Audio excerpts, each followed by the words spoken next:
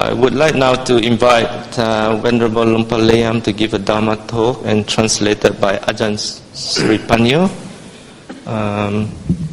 I'll do the request. Brahma Chaloka Dipati Sahampati Katanjali Aditvarang Ayachata Santida Sattha Parajaka Jatika Desetu Dhammang Anukkam Pimang Pajam. Homage to the Blessed, the Noble and the Perfectly Enlightened One, and to the Dhamma and to the Sangha. Sambapa pasa akaranang kusala su pasampada sajjita pariyo tapanang etang buddhana sasanang. To avoid all evil, to do that which is wholesome, and to cultivate the mind, this is the teaching of all the Buddhas. Today I pay my respects to all the senior monks here and the Bhikkhu Sangha all the way down to the Samaneras and ask your permission to speak on Dhamma. I extend my greetings, my blessings and my well wishes for the happiness of all the lay people gathered here today out of faith in the Buddha's teachings and all of you Dhamma practitioners. Today we have all come here to join in this ceremony. This is part of one of the foundation, the principles, the characteristics of the way we practice the Buddha's teachings. We've all come here to join in a ceremony which is to establish what we call a Sima boundary, the boundary around this hall. And establishing this boundary with the markers is one way to develop and foster heart qualities and warmth of the heart. And it's an expression of faith which we all have born of great respect for the qualities of the Buddha, the Dhamma and the Sangha, and also faith in those spiritual qualities that we ourselves are all striving to develop. To come here and meet like this takes effort and energy and a certain amount of renunciation, including giving up of our time and other material requisites, which takes mindfulness, wisdom, and much bodily effort. And it creates and fosters an environment which is beneficial for the practice of Dhamma, because this Sima boundary is a place where the Sangha functions, the various duties and ceremonies of the Sangha can take place. One particular example is the Upasampada, the ordination of bhikkhu ceremony. So in order for any Sangha to be considered complete or practicing fully in line with Dhamma Vinaya, we have to have a proper place for the Sangha ceremonies to take place. And such as the ordination ceremony needs at least a Sangha of 10 bhikkhus as well. And all of these external things, these give rise to mental well-being, mental health of the Sangha and well-being of society. So this kind of ceremony to mark a Sima boundary is very important. And it's not just a place for Sangha ceremonies either. It's a place where everyone who comes out of faith and with respect in the Buddha can always come here and practice. And we can all then reflect that we too share and partake in the Buddha's legacy. It's as if we are benefiting and sitting under the tree of enlightenment. And thus we can do our own duty, our own job, that of true human beings striving to raise up the quality of our mind. Because for the Buddha himself, when he realized his supreme enlightenment, he needed to develop spiritual qualities first. We can call these the Bodhipakkhya Dhammas, the Dhammas which lead to enlightenment, the wings of enlightenment, sometimes called the Moksha Dhammas, the liberation Dhammas. But all of these mental qualities, the spiritual qualities that the Buddha developed, which led to deep inner peace and happiness, were based on liberation of mind. So this is something which we can all contemplate and do ourselves, gathering here in this ceremony, realizing that within our own very selves we have the necessary resources for our own spiritual practice.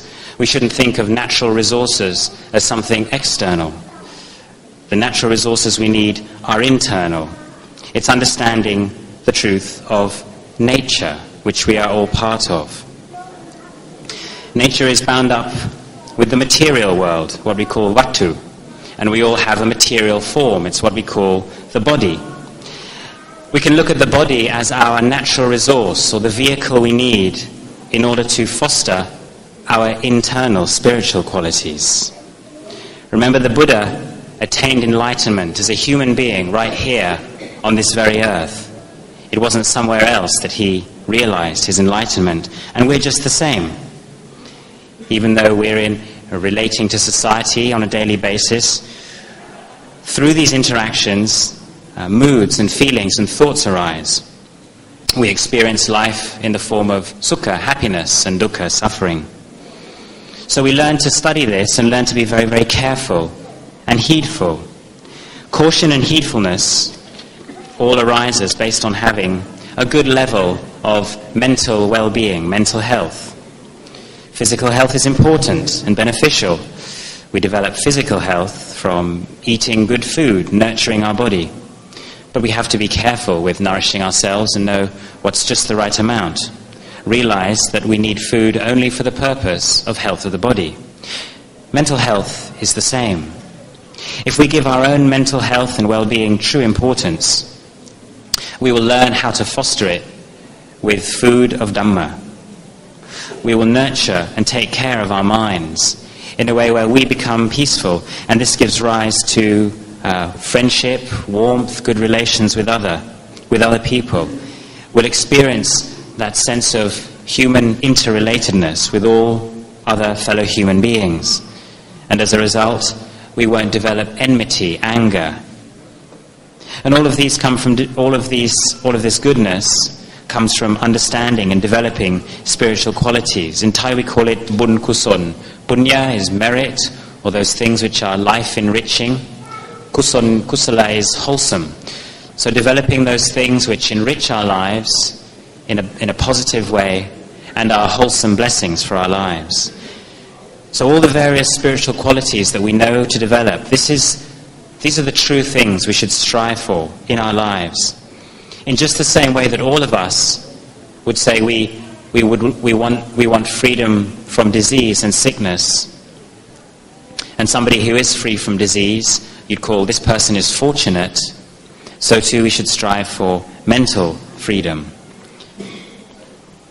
So we should always consider in our lives, what are the things that are beneficial for our mental health and mental well-being? What things nurture and foster these? And we should avoid all those things which are pointless or not beneficial. We should cultivate what we call inner wealth. Inner wealth, or treasure, simply put, means freedom from suffering. We should learn that all moods and thoughts and mental states have their causes. Some are pleasurable, some are painful. So we should develop those dhammas, those mental qualities and those spiritual qualities which lead to enlightenment. And we can use things and experiences which we encounter in our daily life. The Buddha taught kaya gata sati. This means developing mindfulness based on the body. Establishing the foundation of Dhamma, which the Buddha said is great benefit, that's sati, or mindfulness, based on our own very body, becoming aware of the body. And this leads to growth and development. If we have healthy and clean bodies, then our life goes well. If we live a life of bodily purity, then things go well externally. If we cleanse and purify our minds, then we find true happiness. The mind which is happy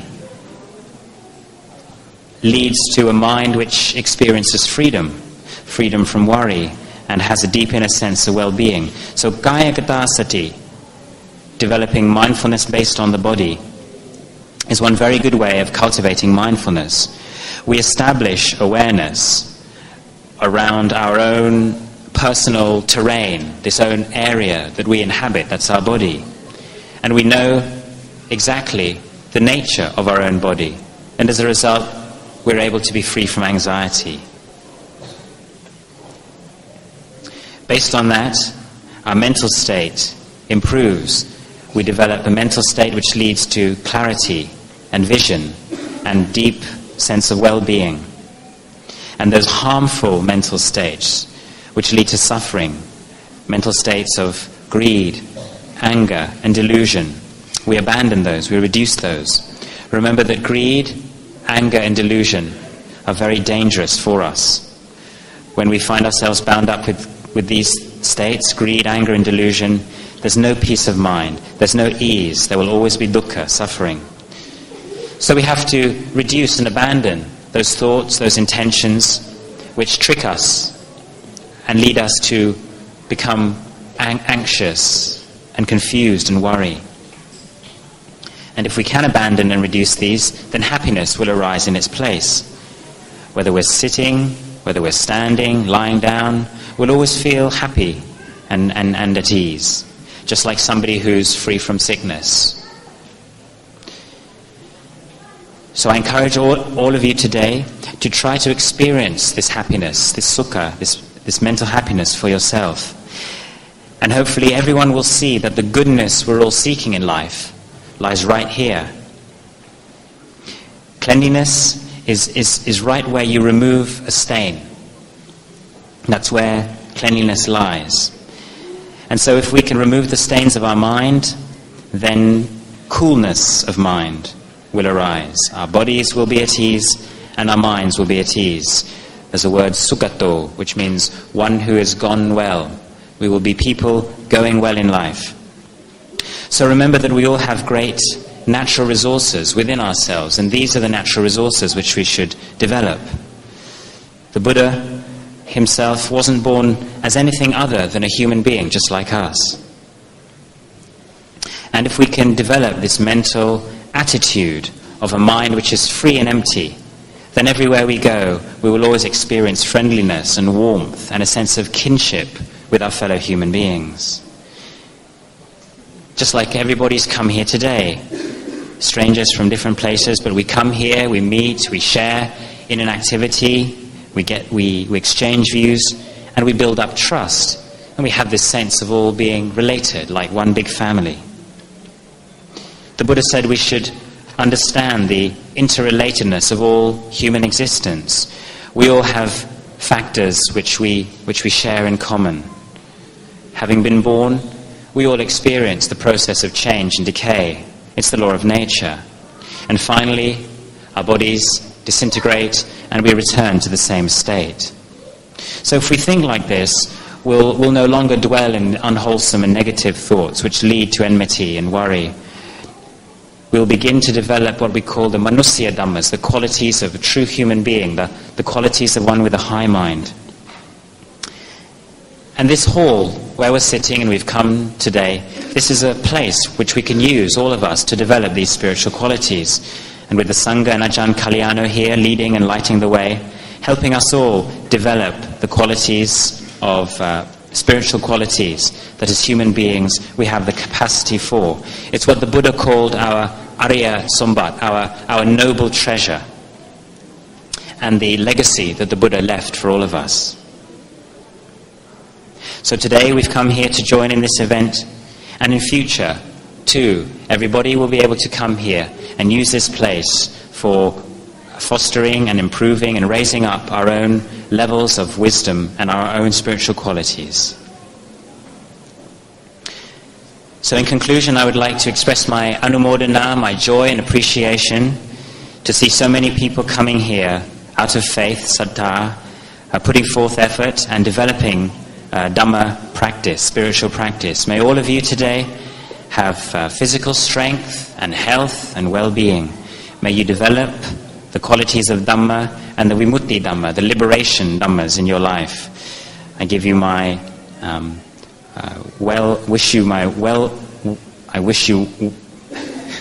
I express my well-being to you all and extend my blessings to you.